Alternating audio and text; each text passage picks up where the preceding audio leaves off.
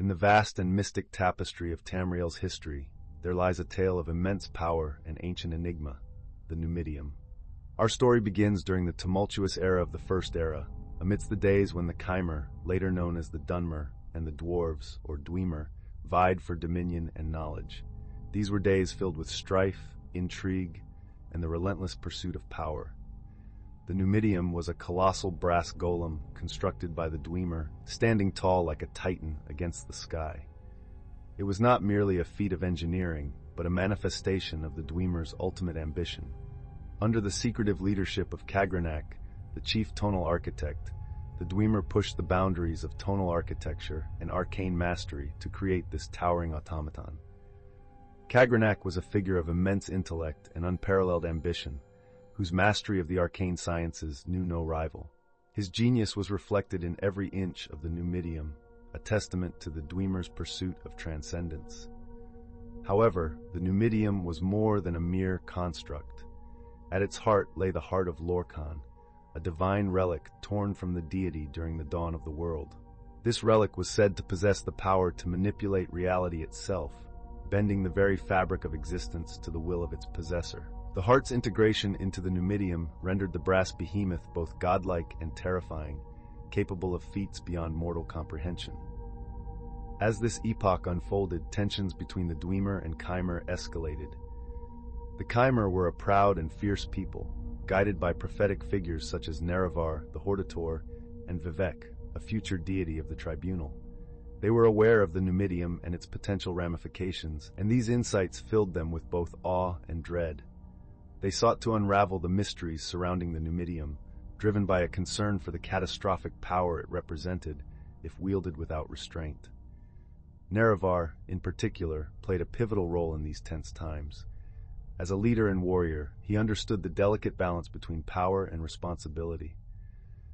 Together with his companions, including the enigmatic Vivek, the wise Sotha Sil, and the ambitious Almalexia, he endeavored to uncover the secrets of Kagranak's creation.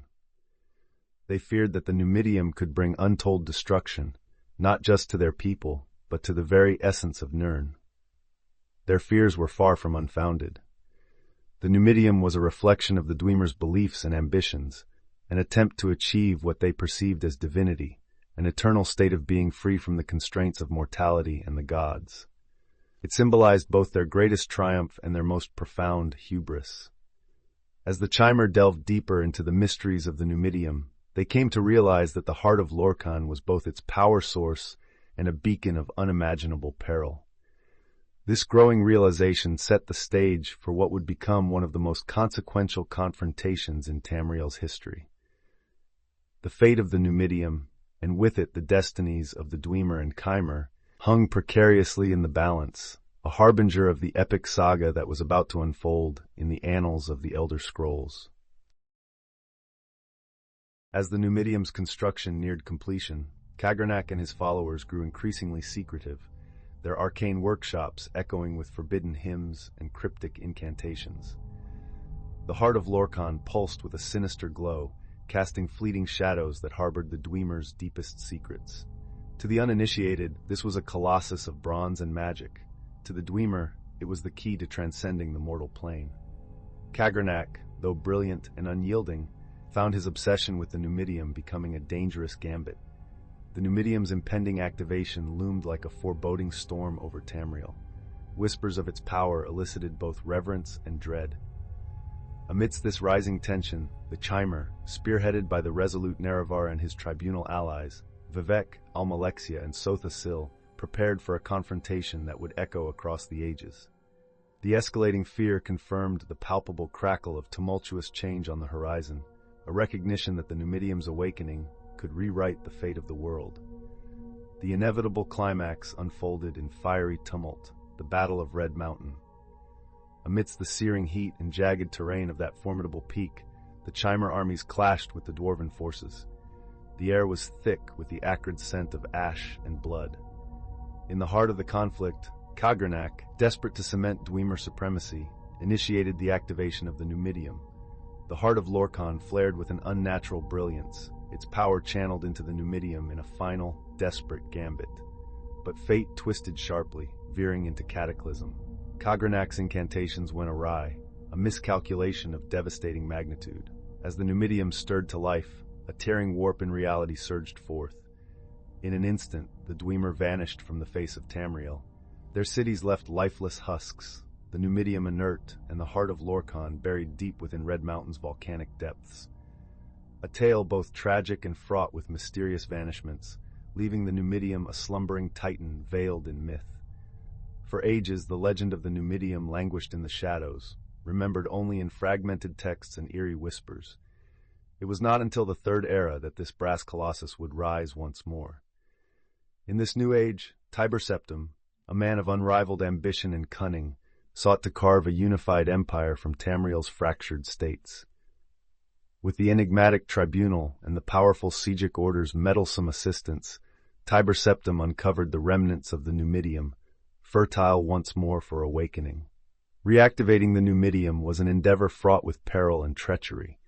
The conspiracy culminated in the treacherous betrayal of the King of Morrowind, a sacrificial pawn in Tiber Septim's grand design.